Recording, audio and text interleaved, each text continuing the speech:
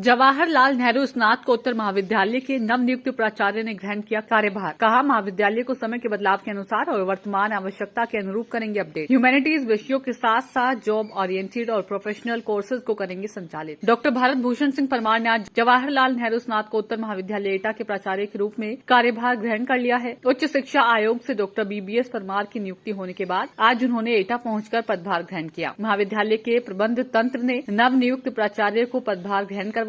पदभार ग्रहण करने के बाद उन्होंने कहा कि महाविद्यालय में प्रोफेशनल और टेक्निकल जॉब ओरिएंटेड कोर्स भी शुरू किए जाएंगे। साथ ही महाविद्यालय में रिसर्च को बढ़ावा दिया जाएगा। वक्त के साथ होने वाले बदलावों को लागू किया जाएगा। ह्यूमैनिटीज और ट्रेडिशनल सब्जेक्ट्स में भी पठन पाठन में गुणवत्ता लाई जाएगी। पठन पाठन के माहौल को सुधार कर महाविद्यालय को नई ऊंचाइयां प्रदान करेंगे। आज पहली बार महाविद्यालय पहुंचने पर महाविद्यालय परिवार ने उनका फूल मालाओं से स्वागत किया। नवनियुक्त प्राचार्य डॉक्टर BBS परमार का करियर बहुत शानदार रहा है। उन्होंने सेंट जोन्स कॉलेज आगरा से BSc MSc स्टैटिस्टिक्स और उसके बाद बिलासपुर से MBA किया है। उन्होंने PhD की भी उपाधि प्राप्त की है। सन 2000 में उन्होंने लेक्चरर के रूप में faculty of management and computer applications RBS college Agra से अपना करियर शुरू किया।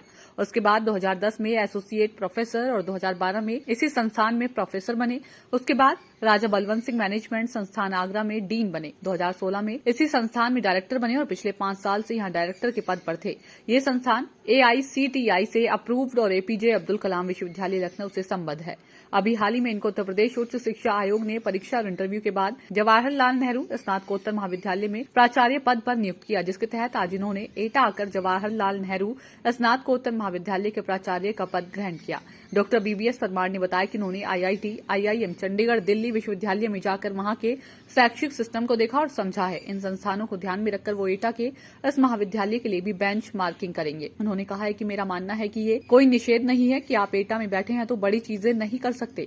आज के इंटरनेट और टेक्नोलॉजी के युग में हम वो सब कर सकते हैं जो दिल्ली, नोएडा में बैठकर कर सकते हैं। वे कई प्रतिष्ठित विश्वविद्यालय के बोर्ड ऑफ स्टडीज के सदस्य भी हैं। उन्होंने कहा कि वो शिक्षण की प्रक्रिया में टेक्नोलॉजी का समायोजन करेंगे और अपने 21 साल के अनुभव से एटा के इस महाविद्यालय को अपडेट कर नई ऊंचाइयों तक ले जाएंगे। हाँ सर, आज आपने एटा के जवाहरलाल नेहरू स्नातकोत्तर महाविद्यालय में प्राचार्य का पदभार ग्रहण किया है। क्या क्या प्राथमिकताएं रहेंगी, किस तरह से इस महाविद्यालय को ऊंचाइयों तक ले जाएंगे? देखिए कि जैसा कि सर्वविदित है, ये बहुत पुराना महाविद्यालय है 1966 का, और एटा क्षेत्र में, एटा परिक्षेत्र में ये सबसे बड़ा महाविद्यालय है। और बहुत से लोगों ने जो अच्छे अच्छे पदों पर बैठे हुए हैं, वाइस चांसलर्स हैं, मंत्री मिनिस्टर्स हैं, IAS ऑफिसर्स हैं, गवर्नर्स हैं, उन्होंने यहाँ से शिक्षा पाई है।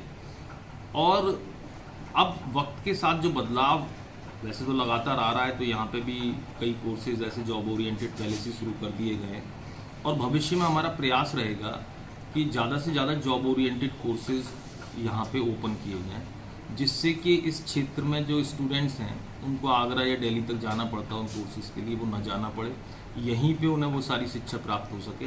साथ ही साथ हमारा ये भी मानना है कि जो हमारा ह्यूमैनिटीज़ है और जो ट्रेडिशनल सब्जेक्ट्स हैं उनमें भी पठन पाठन सुचारू रूप से होना चाहिए, क्योंकि उनको पढ़ाना भी हमारी जिम्मेदारी है।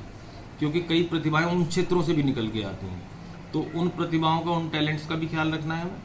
साथ में ऐसे स्टूडेंट्स का जिनको कोर्स करने के बाद तुरंत जॉब की आवश्यकता होती है, उनके लिए जॉब ओरिएंटेड कोर्सेज का भी ध्यान रखना पड़ेगा। तो हमें जाहिर सी बात है कि ट्रेडिशनल और मॉडर्न दोनों अप्रोचेस की ब्लेंड के साथ चलना पड़ेगा, नए और पुराने दोनों को साथ लेके चलना पड़ेगा, और तभी हम छात्रों के साथ बहुत अच्छा वो कर पाएंगे। यही मेरा